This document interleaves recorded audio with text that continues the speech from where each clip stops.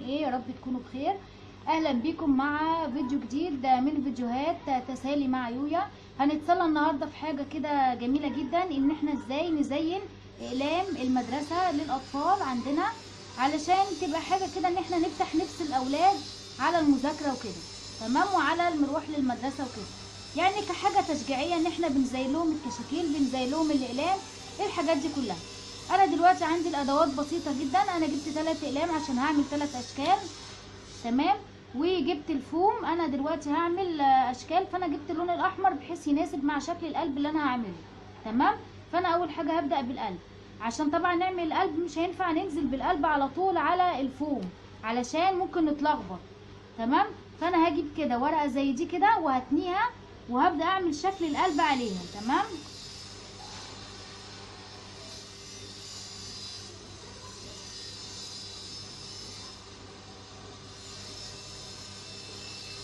ده كده جزء من القلب لو شايفين اهو، ده كده جنب من القلب. وانا طبعا تانية الورقه، فلما اقص هيطلع القلب ايه؟ كامل اهو. متهيألي كده وضح لكم، تمام. هبدأ بقى اقص الباترون ده.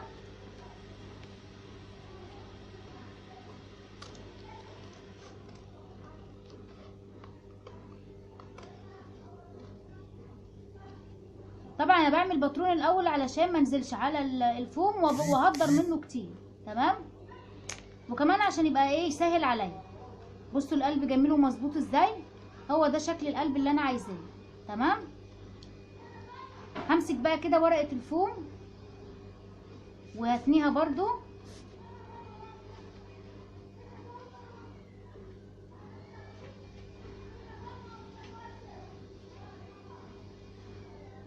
واحط عليها كده جزء الورقه زي ما انتم ما شايفين، وهبدا اقص. لو خايفه ان انا اتلخبط وانا بقص، لان ممكن وانت بتيجي تمسكي الورقه ممكن الورقه تتفك منك من الفوم، تمام. ممكن ايه نحدد كده بالقلم الرصاص، تمام، اهو كده. هبدا بقى ان انا اقص الجزئيه اللي انا عملتها بالرصاص دي.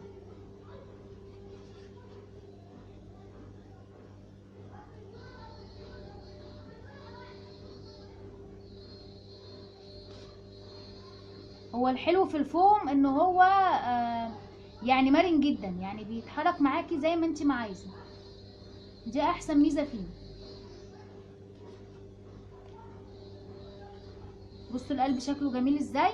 هعمل برضو قلب تاني شكله، علشان انا هلزق القلبين في بعض وفي النص هيبقى القلب.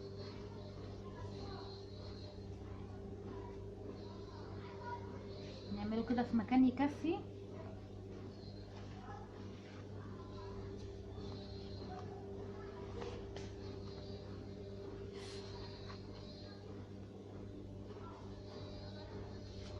الورقه معلش.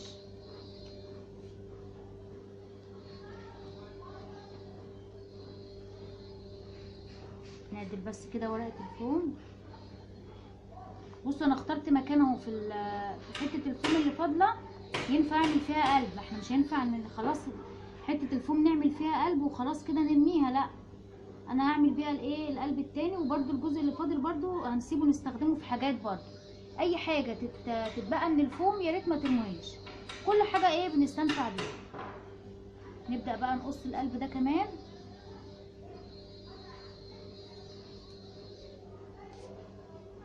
تبتدي بقى حسب ما انت ايه مرتاحه في ايدك كده، ونلف.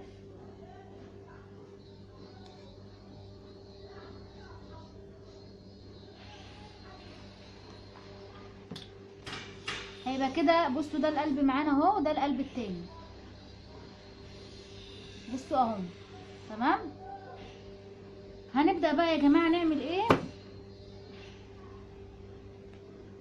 هنيجي كده على القلب مثلا نرسم عليه اي شكل احنا عايزينه، اي قموشة احنا بنحبه مثلا.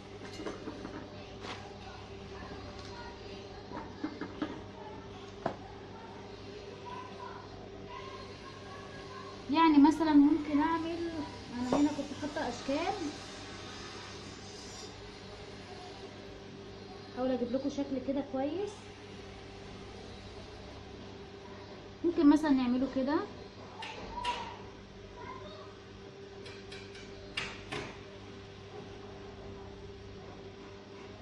بصوا ده شكله جميل قوي اهو. بصوا عسول خالص. ممكن مثلا الجنب التاني برضو نعمل عليه شكل، لان هو هيبقى ليه اتجاهين، بحيث ان انت تمسكيه كده وتمسكيه كده يبقى عليه شكل. ممكن مثلا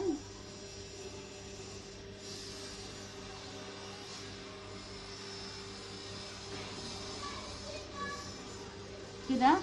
تمام. ممكن بقى ان احنا نزين بقى القلوب دي كده بلون احمر، بحيث ان نعمل لهم خدود، خدود كده بسيطه.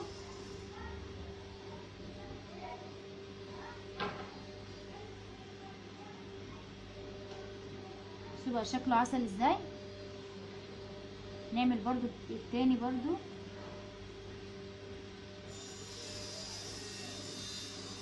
كده. ممكن نلون الجزئيه دي.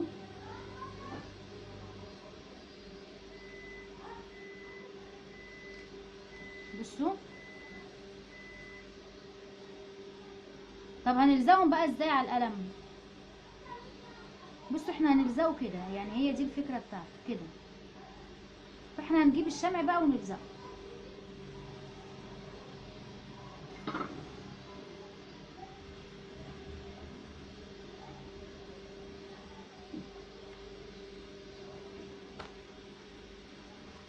نحط كده القلم في النص. تمام.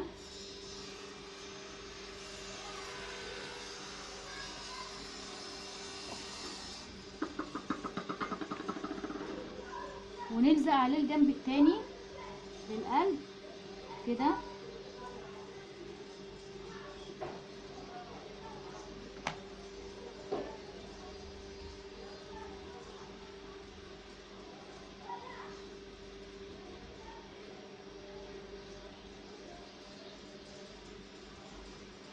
نبدأ بقى نعمل الجوانب.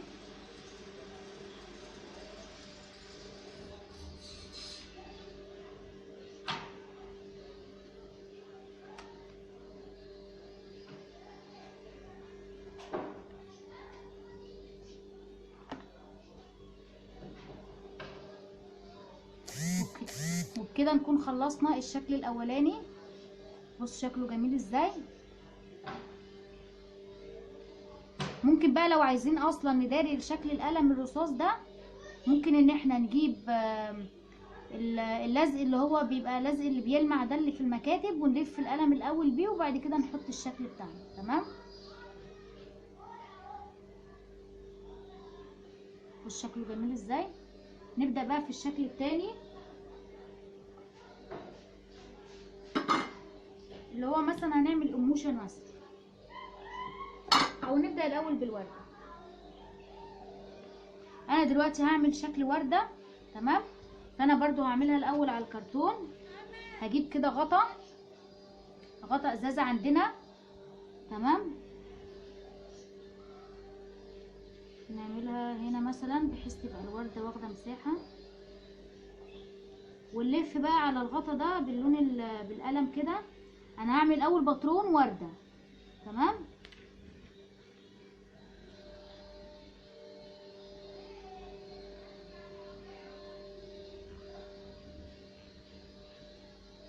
بس كده، يعني حاجة بسيطة كده. تمام. ونقص بقى الباترون ده.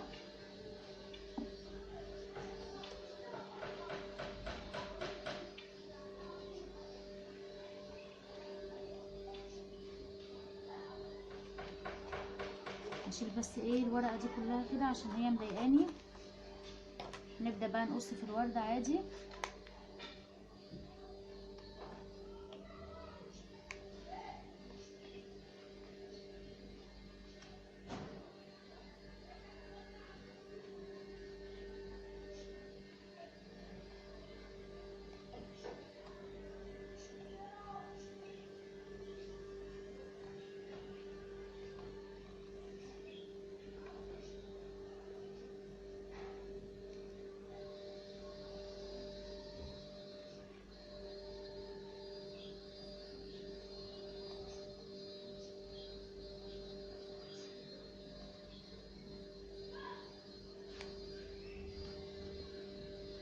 وهو الباترون عمل معانا شكل ورده، وهنجيب بقى دوريه كده نحطها ايه في النص. تمام، نقص بقى الباترون.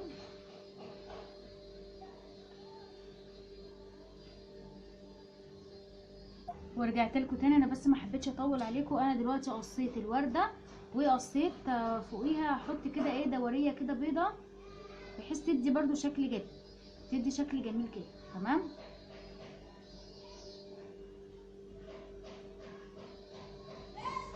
دي بقى هنلزقها.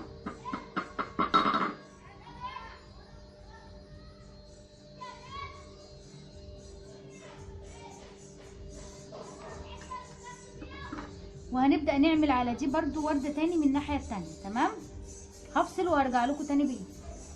ورجعت لكم تاني وعملت الجنب التاني للوردة. تمام، هنمسك برضو بنفس الطريقة القلم. ممكن الاول كده نعمل بيها اشكال الاول. تمام، ممكن مثلا نمسك الوردة دي نحوطها كده مثلا بالخطوط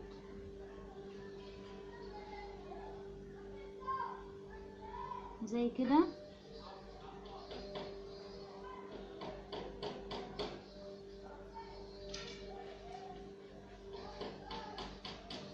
كده مثلا،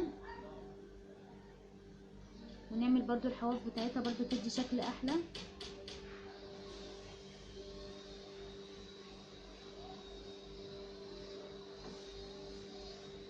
زي كده.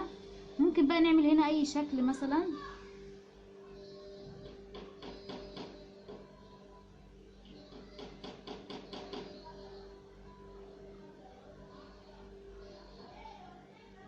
حسب بقى ايه يعني، كل واحد وذوقه هيبقى شكلها كده. نعملها برضو على القلم.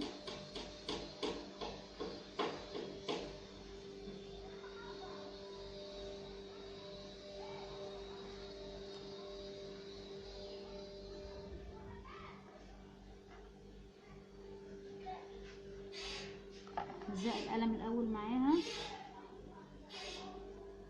وبعدين نلزق دي.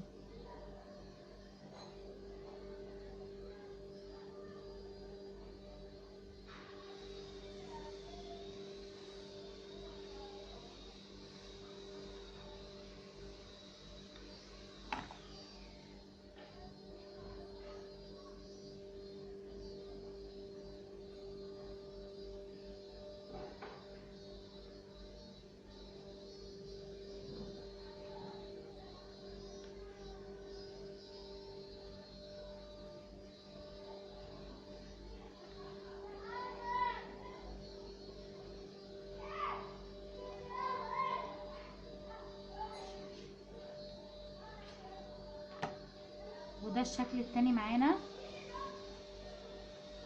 تمام، عسول خالص اهو. وبرده ممكن برده زي ما قلت نمسك القلم ده ونحوط عليه كده ايه بالسلوتيب الرفيع اللي هو اللمين. تمام، يبقى كده انا عندي كده اول شكلين خلاص خلصوا. هنعمل بقى الشكل الثالث اللي هو القموشن.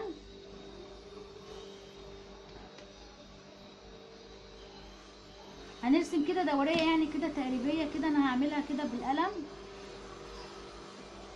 على طول يعني توفيرا للوقت. ان شاء الله تطلع مظبوطه معايا اهي كده. وهبدا بقى اقص الدوريه دي.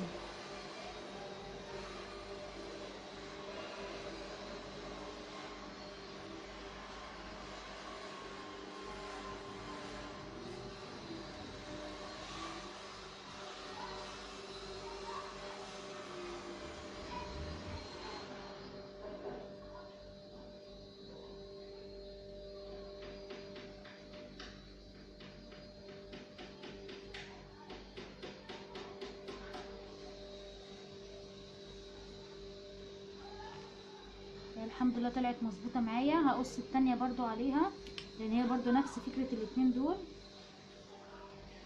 هقصها وهرجع لكم تاني. وانا دلوقتي قصيت الجزئين خلاص اهو. هبدا كده بقى امسك الوش اللي انا او الجنب اللي انا هعمل فيه القموشن.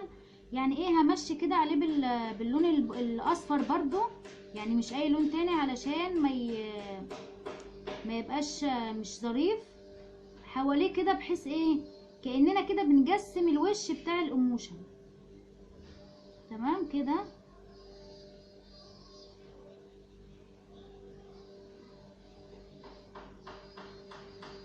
تحويطه بس كده بسيطه. تمام. وهعمل بقى شكل هنا للقموشن، هعمل برضو شكل بسيط جدا بحيث برضو يكون سهل عليكم. ممكن مثلا نعمل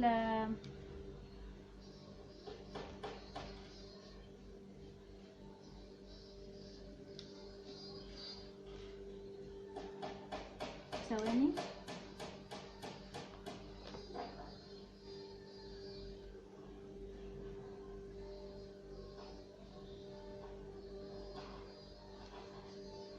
انا عايزه بس اعمل لون يعني شكل بسيط عشان الاقلام دي بتبهدل الاجزاء بتاعه الفوم. فانا هعمل كده شكل بسيط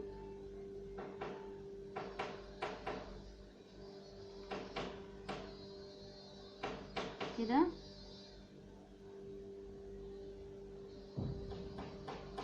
بس كده يعني حاجه بسيطه كده خالص. ممكن نعمل دي بالاحمر. نحاول واحنا بنعمل بالاحمر ما نقربش للون الاسود علشان ما يدخلش على بعض.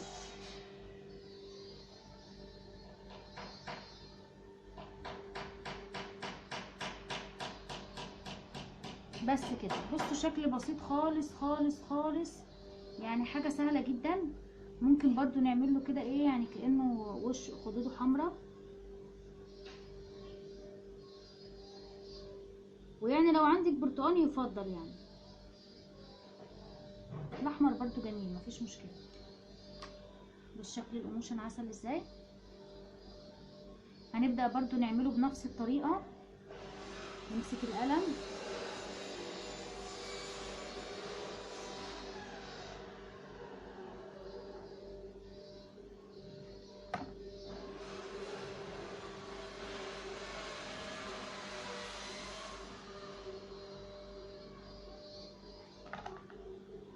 نحطها كده عليها بالظبط.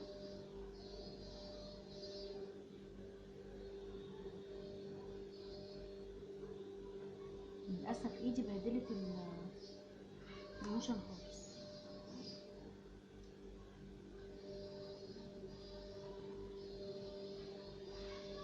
هو بيكون فيه على فكره اقلام الوان ثابته، يعني ما تبهدلش معاكي وانت بترسمي على الحاجه كده. فياريت يعني تسالوا المكتبه عليها وتجيبوها افضل من الالوان العاديه. انا ما لقيتش عندي غير الالوان العاديه دي، فقلت ايه يعني اوريكم الطريقه. بس يعني هي مجرد بس ان ايه ان انتوا بتاخدوا الفكره مني وانتوا بقى بتطبقوها بالطريقه اللي انتوا شايفينها افضل ليكم، بالادوات برضو اللي تقدروا ايه انتوا تجيبوها. تمام. هو طبعا اتبهدل مني بس ما علينا. بص شكله جميل ازاي. يبقى انا كده خلصت خلاص الفيديو بتاع النهارده.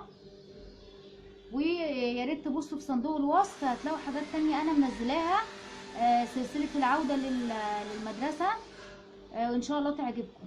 تمام. يا رب يكون الفيديو عجبكم. بصوا ده الاشكال بتاعتها، يعني بصوا حاجه بسيطه واي ام ممكن ان هي تعملها بسهوله جدا. يعني حاجه سهله قوي قوي قوي، مش هتاخد في ايدك اي حاجه، وتفرحي بيها اولادك. انا برضو يعني انا شفت افكار كتيره قوي على النت وعلى اليوتيوب لتزيين الاقلام، بس انا حبيت ان انا اختار اسهل طريقه وابسط طريقه اللي ممكن ان انت تجيبي بيها ادوات، او ان انت تستعمليها، او ان انت تعمليها على طول، يعني توفيرا للوقت. لان الامهات بيبقوا عندهم اولاد ما بيبقوش فاضيين ان هم ايه يعني يعملوا الحاجات الايه اللي هتاخد وقت معاهم، فما بيعملوش خالص. فانت ممكن بصوا حاجه بسيطه جدا مش تاخد معاكي 5 دقايق تعملي لولادك اقلام وشكلها جميل جدا. اهو ده اشكالها. يا رب يا جماعه يكون الفيديو عجبكم. لو الفيديو عجبكم تدوسوا لايك يا جماعه على الفيديو، وتعملوا مشاركه ليه عشان يوصل لعدد اكبر، وتعملوا اشتراك للقناه وتفعلوا الجرس عشان يوصلكم كل جديد ان شاء الله. والسلام عليكم ورحمه الله وبركاته.